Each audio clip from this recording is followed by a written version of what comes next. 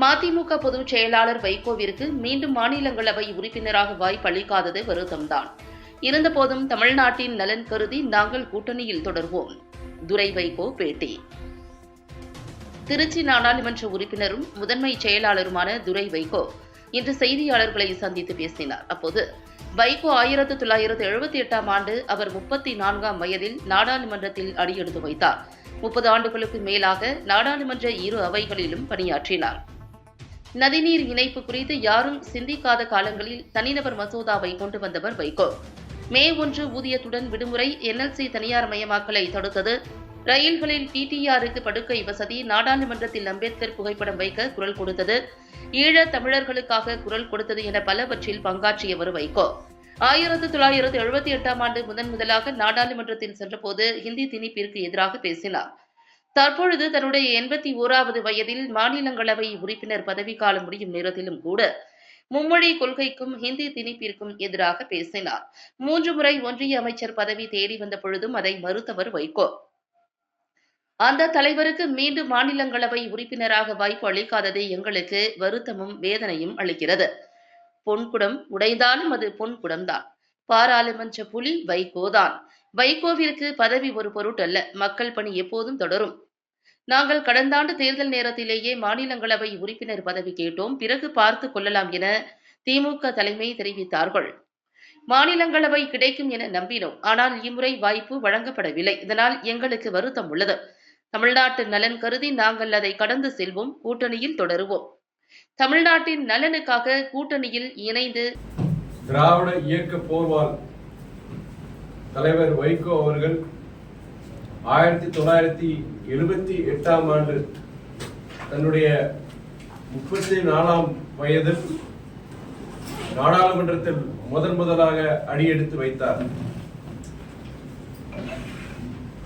மாநிலங்களவை உறுப்பினராக 24 ஆண்டுகள், மக்களவை உறுப்பினராக 6 ஆண்டுகள், ஆக மொத்தம் நாடாளுமன்றத்தில் 30 ஆண்டுகளாக தமிழ்நாட்டின் குரலாக,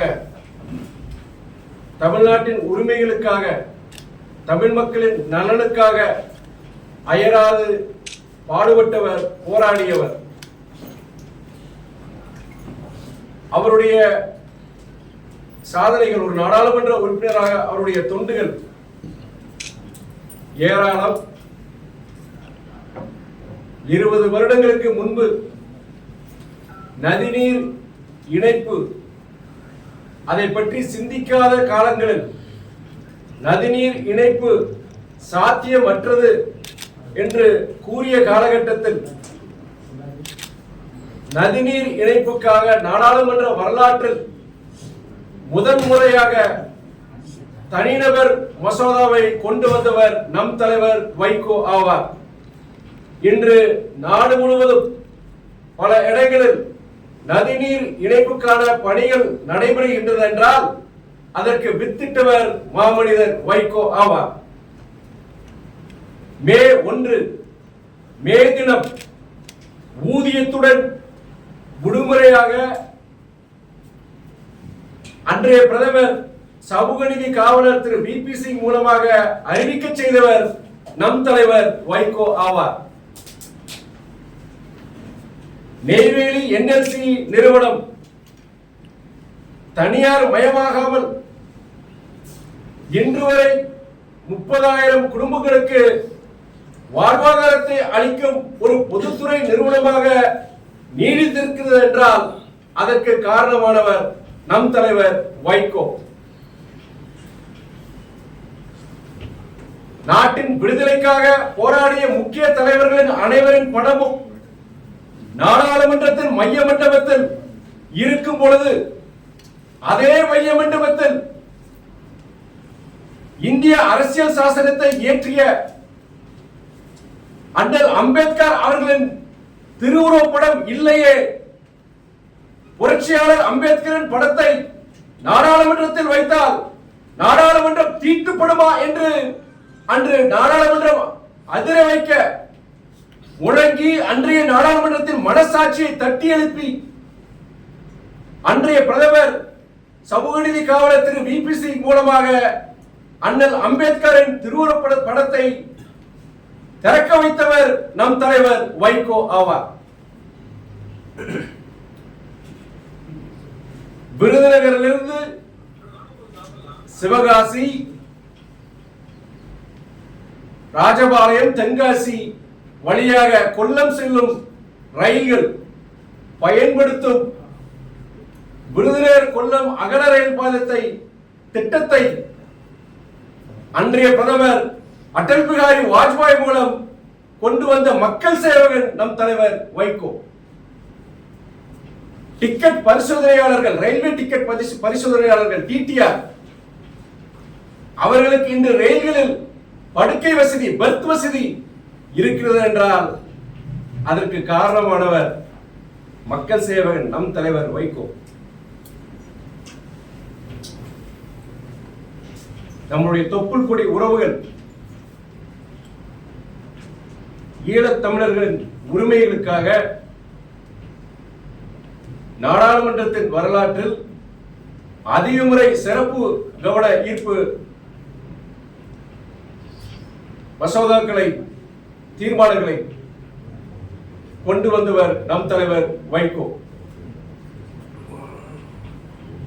ஈழத் தமிழர்களின் குரலாக, மேதகு ஐயா அவர்களின் குரலாக நாடாளுமன்றத்தில், ஐநா மன்றத்தில், மக்கள் மன்றத்தில் ஒலித்தவர் நம் தலைவர் வைகோ ஆவார்.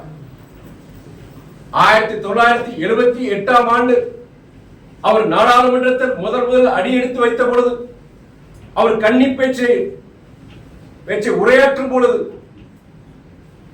அவருக்கு ரயில்வே துறை அமைச்சகத்திலிருந்து அனுப்பப்பட்ட ஹிந்தியால் எழுதப்பட்ட அந்த கடிதத்தை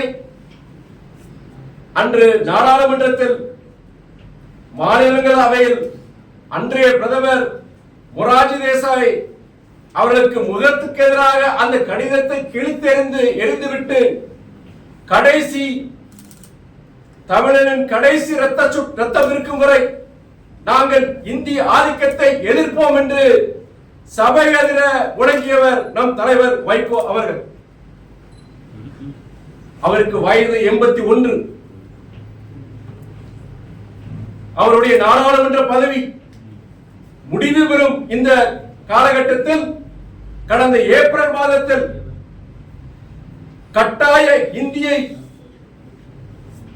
வெட்டி சாய்ப்போம் என்று புரட்சி கவிஞர் பாரதிதாசன் பாடல் வரிகளை குறிப்பிட்டு கர்ஜித்தவர் நம் தலைவர் வைகோ அவர்கள்.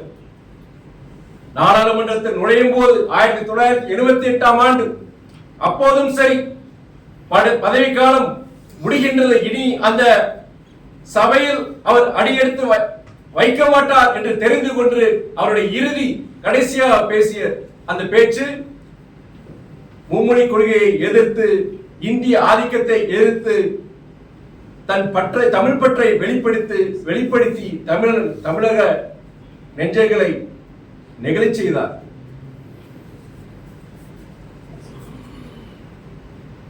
நாடாளுமன்ற வரலாற்றில் பார்லிமெண்ட் டைகர் என்றால் அது திராவிட இயக்க போர்வால் தலைவர் வைகோதான்.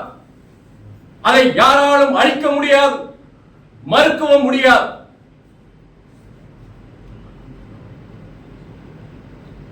பொன்குடம் உடைந்தாலும் அது பொன்குடம் தான்.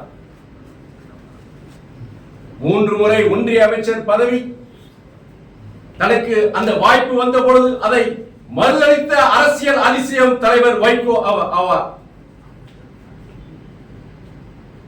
மக்கள் பணி, மக்கள் தொண்டே, பொது வாழ்க்கையின் அடிப்படை பண்பு என்று செயல்பட்டு வரும் மறுமலர்ச்சி திராவிட முன்னேற்ற கழகம் என்ற உன்னதமான இயக்கத்திற்கும் அதன் தலைவர் வைகோவிற்கும் பதவி ஒரு பொருட்டல்ல. எங்கள் மக்கள் பணி தொடரும். திராவிட இயக்க போர்வால் தொடர்ந்து சுழலும். தமிழ்நாட்டின் குரலாக தொடர்ந்து ஒலிக்கும். இதையும் கடந்து செல்வோம். நன்றி.